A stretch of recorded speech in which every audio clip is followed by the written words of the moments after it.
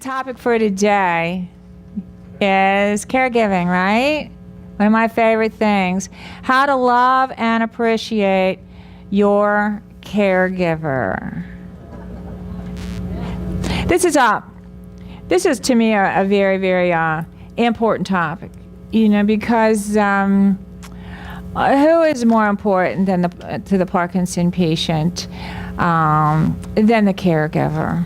I mean, really, you can have great docs and you can have great friends, but that one-on-one, loving, dignified relationship that you have with your caregiver is really extraordinary. Am I right? What does the word caregiver mean? What does it mean? What is it? You taking care. Help me a little bit further than that. Yeah, give me a definition that doesn't have the word care in it. I have a great definition for a caregiver. Huh? Caregiving. What's the definition of caregiving?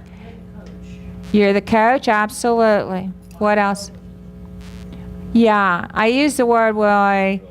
Caregiving, I think, through my eyes, is a selfless act of love. What are you doing and why are you doing it? What's the common denominator word? Love. What is love? Stay with me, chocolate chip cookieville out there. I can't get too deep with you after I give you those chips. I almost snitched one of them yesterday, but I'm on a pledge not to eat candy, and it's starting to work on my nerves real bad. I haven't had a cookie in 6 weeks because I'm supporting the team, and I'm getting mean. I mean it. I was going to sneak, and I thought, no, I can't do that. What does the word love mean? When you love somebody, what does that mean? Deep, sincere, intimate feelings, right? You love them. You're not whole without them.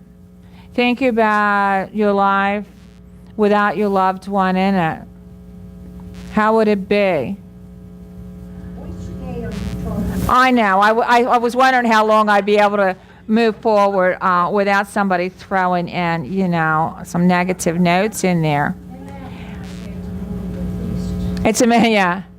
I'm saying generally speaking. And I think this is a good time, patients and caregivers. This is one reason why I opened Parkinson Power up to patients and caregivers, because I think it's very important for caregivers to have a clear understanding the life, the rhyme and reason, the feelings of your loved one living with disease. But I also feel it's very important for Parkinson patients to realize the true impact that this has on your loved one that is taking every step of the way with you. Is it an easy job? No? Yeah, right. What makes it so tough? What makes it hard? Oh, I didn't know you were living with that, Margot. Sorry. Don't tell us more than we need to know. Well, okay. At the end of 4 hours of tennis, the same day, you can get a little grouchy. All right. Brooke, no tantrums. Well, sometimes 4 hours of tennis, that's a lot. All right. He wants to do. I don't beat him to do it. Well, that's his life. He loves to do, but you want to be careful too with this disease, because if you really do overdo it, your will wants to play tennis, you love to play tennis, you love to be on the court and everything like that, but sometimes you do pay for doing too much and for really fatiguing your body and wearing yourself down, and that will show itself in your mood and your ability to talk nice and be patient and be the way that I want you to do to your loved one. All right? You getting me well so far? Okay. We cleared it up. Good deal. No temper tantrums. We are adults here. All right? And it's very, very important, because the role of the patient-caregiver relationship is self-respect and dignity and honor. It's a privilege to have this relationship. You're very fortunate to have each other. Don't ever lose light of that. And it's a privilege to have the opportunity, the health and the resources and the wellness to care for somebody that means the world to you. So you both got to work this deal. This is a partnership. This is if you do 60% and I do 60%, we're all set, right? None of this 50%. Each of you do 100%, you'll already be safe and sound. With the caregiver, you never go off duty, right? And even if you do, even if you say to me, I'm on the tennis court, I'm on the golf course, you know, I'm in Saks or somewhere, okay, your heart is still with them. Am I right? No matter where you are, whether it's down the street or across town, your heart is always with them. Are they okay? Are they safe? Are they doing all right? Where are they? Are they taking their medicine? Did they remember to have their lunch? You always have this constant tie to them. And with regards to being in the home, you always feel responsible for them. Am I right? Is Pete getting on the ladder? Says Debbie. Right? Is Richard falling down? All right? It's always a constant on. So where do you get the supercharge to do it round the clock? This is 25/8. You don't want to be downtrodden, stressed, depressed, out of control, you know, feeling, oh my gosh, I'm stuck with this, I hate it. You know, you don't want that. You want to maintain a happy, healthy life with your loved one, to include Parkinson's disease. And if you do it wrong, caregiving will kill you. How can it kill you? What's it work on?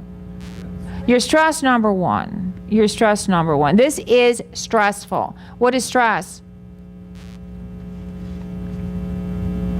Inflammation everywhere. Okay, that's a new one. No. Inflammation everywhere. Of course, because when you stress, your immune system bottoms out and everything gets sick and inflamed, right? It's caused by difficulty, pressure, and strain. Are you in a difficult time, my caregivers, my patients? Non-stop, round the clock, never ending. Different every minute, right? This is the other stressor involved with it. You're sitting here with me right now in a certain status, a certain state of mind, a certain physical function level, and in 15 minutes you can be totally different, right? That alone is the stress, the insecurity of how am I going to be this afternoon, how am I going to be tonight, how am I going to be tomorrow, all right? Difficulty. This disease is the most difficult one out there. And I say this because I've been close to almost all of them along the road I've been on for a long time. It's tough. This disease, I will tell you, affects very intelligent, overachievers, people that are energetic and good at what they do.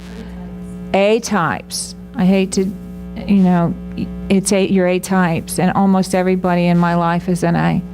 All right? So you bring in this personality with you when you are diagnosed. So if you're an artist, if you're an accomplished businessman, if you're brilliant on the tennis court, if you have done all these wonderful accomplishments, and the more you do, the more of a sense of esteem and sense of self that you have, right? And then what happens, because the disease affects your ability to do things, physically, emotionally, mentally, socially, whacks you on all levels. I figured this out since I opened this place with the team. It hits all 4 components of your life: physical, mental, emotional, and social. So now you're used to doing everything, getting up and doing it with ease and being good at it and being passionate about it. And now because of this darn disease, you know, you can't do those things that you love to do. You're limited and you're dependent. The need for so many Parkinson patients to become dependent. What do you have to depend on now from your loved one? And this depends on your stage. This depends on, how you're doing. This depends on your response to your medication. This depends on whether or not you're exercising, managing stress, living a healthy lifestyle.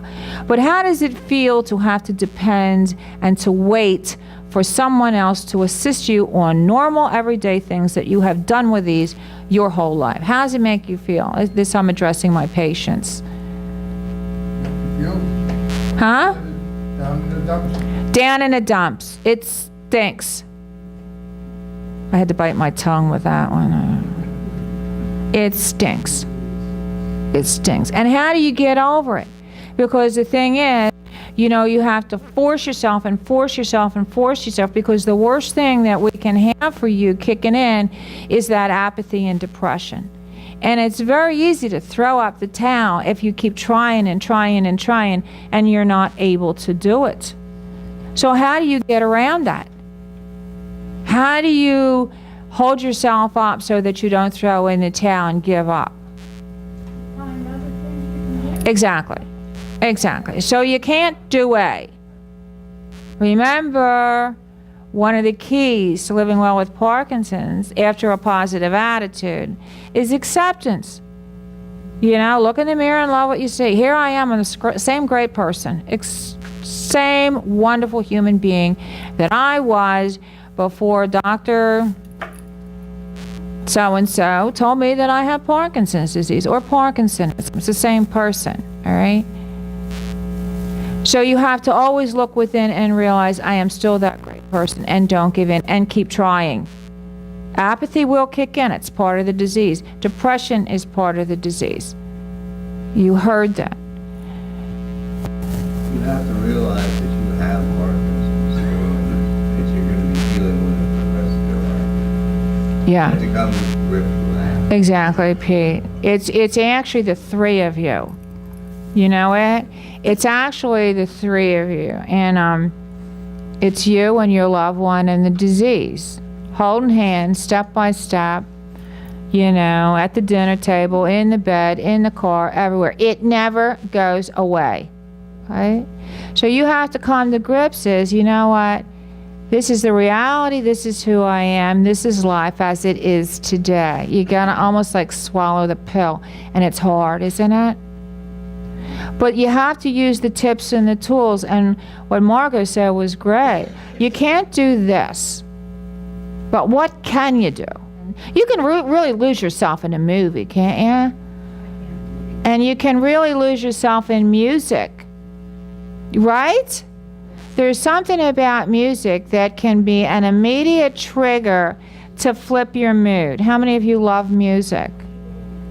Yeah, it can. It can calm you down. It can perk you up, right? It can bring you out of sadness, right? It can take you away. So for those of you that don't have a musical library, get one. It's easy now, right, Dust? You can plug this in and on it goes and whatever. This disease is going to take a whack at you all day long, right? It constantly tries to slow you down. It constantly tries to knock you down, and many times it does, right? So you got to hold on to your head. You got to hold on to your head that you can say, I choose. Life is all about choices, right? I choose to be happy. I choose to be sad. I choose to be honest. I choose to be a liar. I choose to have integrity. I choose to be a cheat. I choose to get up and be excited about life. I choose to just sit in the recliner belly up. It's all about choices. So you absolutely have to set your disposition in your head when you wake up in the morning. Because for many of you, it's not the Parkinson's and the caregivers that's going on in your life. You got other stuff going on, right? You have other issues, other challenges, other concerns within your health or within your family or within something going on in your life. So you choose the thought. If you're getting overwhelmed with negativity, you got to say to yourself, you know what? I don't like you this way. I need to be a positive thinker. Because if you're a negative thinker, you're going to go right down on your knees. You know what I teach you? Lower than a snake's belly. and you don't face life, you don't whack it out of the ballpark if you're down there. You gotta be standing up, if only in your head. You live in your head. Now, I'm not saying that you're not gonna have the blues. I'm not gonna say there's gonna be a couple days that you're not feeling your best. Okay, that's okay. You're a human being. You're dealing with emotions and with feelings. And sometimes we get in moods we don't even know where it's coming from, right? There are times that we can exactly identify, what's wrong with us. I've had a week of sadness, and I actually just had a colleague of mine say, I thought you were mad at me because I wasn't all Betty Boopy bubbly, right? So somebody said to me, we really thought you were mad at us. I was like, oh my God, are you kidding me? I should have said I'm having a difficult time right now. It's not you, it's just life at large. I'm fine. You see what I'm saying? So you're better off saying to somebody, I'm down and out for a couple of days. Now, you can't make it a lifestyle. You got to get yourself out of it. You got to get back on the horse. But if you have a couple days that you want to sit and read a book in the rain, okay. But don't make it a lifestyle. Get up, get dressed, get motivated, keep going. All right? You set your tone, and it's got to be positive. It's got to be positive. With the patient and the caregiver, patience, you might not be able really to run and get the milk and the bread and everything else you're needing from Margot.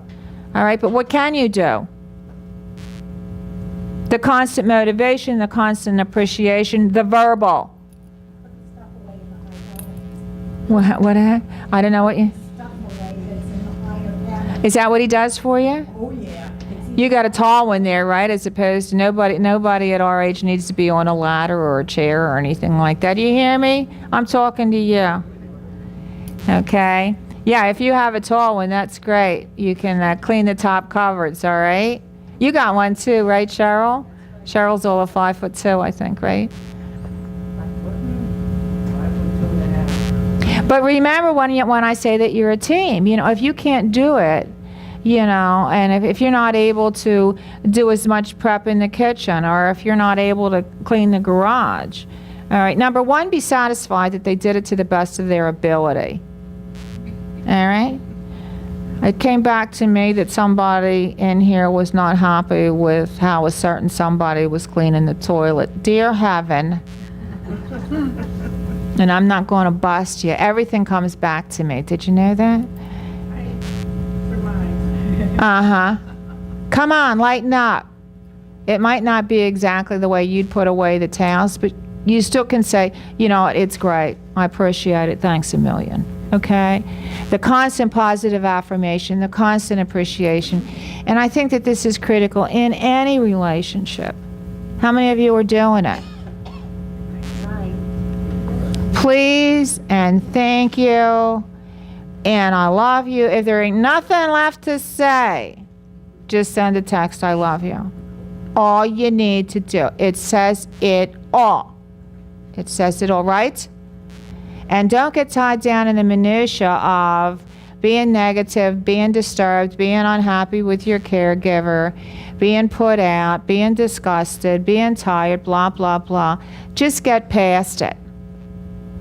And always do it in a gracious, dignified manner. And that's not easy, isn't it? It's a lot easier to be negative and nasty. It's a cakewalk to be negative and nasty. But I don't want you to be that way. Because Parkinson's disease tries so hard to take so much from you. And you got to maintain that sense of control. What's my favorite line that I've been saying forever? What's the Marilyn line? I don't know why I ask you this. Yeah, thank you. I got about 1 million of them, don't I, Stan? And I expect you to babble back the exact one that I'm thinking of. You have Parkinson's. Parkinson's does not have you.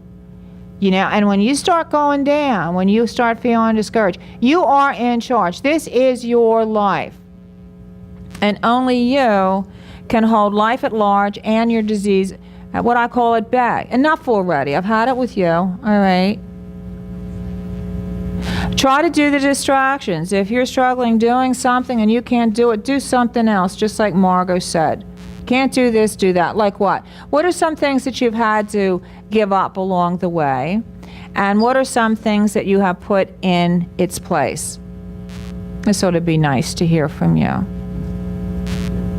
What are some things that you used to do that are now maybe unsafe or not a good idea for you to be doing?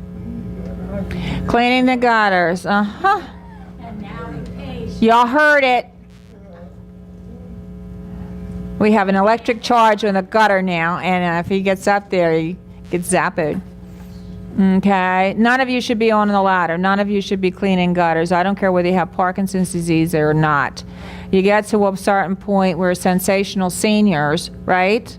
It's going to take us a lot longer to heal. And once you fall down, you know, then you're dealing with a break and a problem. All right? So have some common sense. Okay. So what's the key then to maintaining really a positive patient caregiver relationship? And I wrote this little book about 10 years ago, I guess, called The Happy Caregiver, and everybody says there is no such thing. Would you use the word, my caregivers, what word would you use to describe you on some days? Patience. Huh? Patience. Yeah, or you become impatient. It's very easy to become impatient, you know, because we all like to do things fast and impulsive and stuff like that. And when you have to move slow and, you know, we all want what we want when we want it. So the need to be patient, and that's a tough one, isn't it? I'm terrible at it. Terrible at it. But I'm learning. It's very important for you to get your feelings up and out, right? And the only way that you ever really know what another human being is thinking is if they tell you, all right? They have to tell you. Don't try to read somebody else's mind. I don't care if you've been married for 66 years. We were talking yesterday, the couples over here, they had all been married close to 60 years, right? 50? Close to that. Well, you can be with somebody every minute of every day for 60 plus years and not really truthfully know exactly what they're thinking. So you want to encourage yourself to talk to your loved one. You want to encourage your loved one to talk to you, and then you have a clear understanding. It's up and out. It's not a guessing game for your caregiver. They have identified how you're feeling, and once they understand how you're feeling, they are better able to help you and to support you. And the same thing for you caregivers. You have always loved and respected and leaned on your loved one. Am I right? You each had your role. All right? But the emotional level that you still have, it's still there. So don't think, oh, I don't want to rattle their cage by telling them what I'm thinking. There's nothing wrong with saying, you know what, I am really so tired. We got a problem here. We need to talk about it. And sit down and respectfully talk about it. Or if there's a decision to be made, sometimes caregivers think, oh, well, I'm not going to worry them with some decision or whatever. Don't ever deny your loved one with the ability to get involved with decision making that affects their life and the life of your relationship and the life of your family. I have a decision to make. I'm thinking about this. I need your advice. What do you think we should do? What is the solution? And you continue to work together for as long as your loved one is able to make a positive contribution to the conversation. You with me? If your loved one is no longer or at any time able to articulate or to formulate a cognitive response to you, then that's more of a reason for you to take it over. But always talk to them, always engage them, always continue to work together, communicating on an emotional level. Are you trying to do that? And lots of times you have to cue them. Lots of times you can say, I mean, I'm getting pretty good with most of you. I can pretty much tell your moods when you walk in the door. You know, I can watch you on the dance floor and know how you're doing, because I keep an eye on you every time you walk in here. But there's nothing wrong with either the patient or the caregiver cueing the other. Simply saying, you know what, I've noticed that you're awful quiet today, you know. Do you have something on your mind that you like to talk to me about? And turn off the television and turn off the ringer and turn off everything and give a full focus to really talk about what's going on inside. Because if everything inside is calm and positive as it should be, then life will be the same. Am I right? And you got to work at this. This is hard. This is a disease that's really going to work you and beat you down. All right? So that the stronger that you stay independently and the stronger you stay together, you got to hold hands. You got to hold hands and you got to work together. All right? And you have to you got to lighten up too. You know, you got to lighten up. This is Parkinson's disease. It's not a cakewalk. But you're not going to die from it either, and I don't want to minimize it because I know what you're living with, right? But there are a lot of things out there that are a lot more threatening and a lot more limiting. Okay. How do you stay motivated? How do you stay positive? How do you stay engaged? How do you stay passionate? How do you stay out of the recliner? What are you doing? When you see a positive effect of something that you've done, you're more encouraged. Right. Further. Exactly. Exactly. It's the best investment that you can make is playing the positive relationship and promoting each other, particularly for you caregivers, you know, because your loved one looks to you. You're their strength, you're their safety, all right? And it's exhausting. I know it's exhausting. But if you appear under control and positive and hopeful, they will mirror that. Their strength will come from that. And if you have any sense, the stronger and safer that they feel, the more motivated that they are, the happier that they are about life, the easier it is for you. You notice that? You're shooting yourself in your foot if you're being unkind, impatient, judgmental, nasty, right? And I know sometimes you want to explode, but always remember you can't unring the bell. You can't unring the bell. So once it's out, it's out. So you can't say to somebody, oh, whoops, I just said something that I know broke your heart and broke your spirit about, I'm having a bad day here, honey bunny. Just forget all about it. And, you know, life goes on. You can't do that. You cannot do that. You cannot unring the bell. And you can hurt somebody more by your response to them, by what you say to them, by the tone that you use to them, than giving them a whack, right? So if you feel it coming up from your toes, and this happens when you become tired and stressed and discouraged, when all these negative things kick in, you lose your ability to stifle your mouth and to control your thinking process. So guess what? Walk away. He says, excuse me, honey, I'll be right back. Right? If you have to walk away, if you have to put a gag order on yourself, then do it. But don't let anything come out of your mouth that's going to wound the other. Right? So, how do you express appreciation for your loved one? Words, positive words of appreciation and affection, all right? Huh? Your actions. You know, my mother always used to say, words are cheap. It's true. People can tell you anything, but it's the action that really backs it up. Am I right? You can say, oh, I love you, I love you, I love you, but are you there when I need you? You know, do you call when I don't call you? You see what I'm saying? It's the action. You got to take the motion to really not prove, but really guarantee that you love that person. And the other thing, too, is the nonverbal communication, which is absolutely my favorite.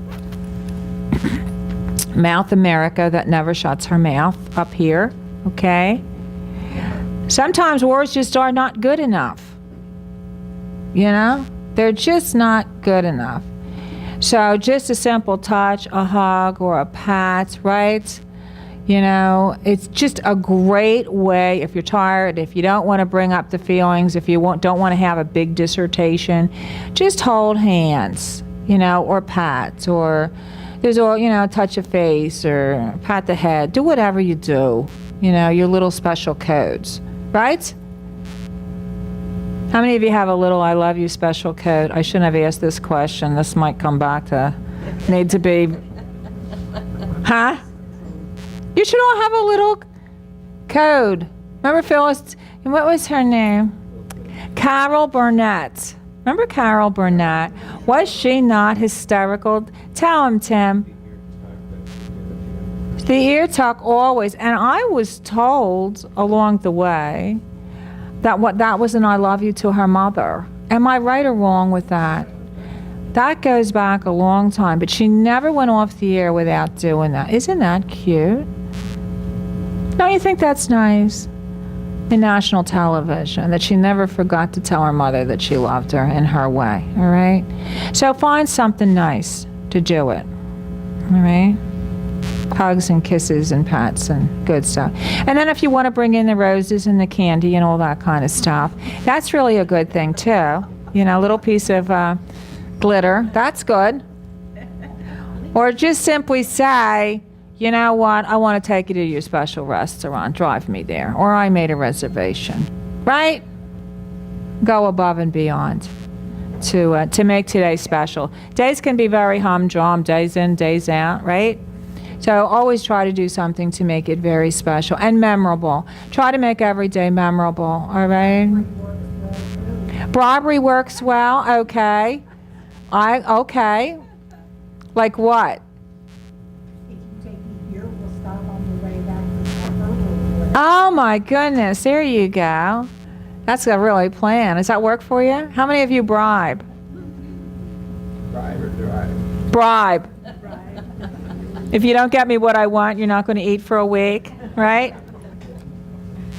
Okay, did this help, huh?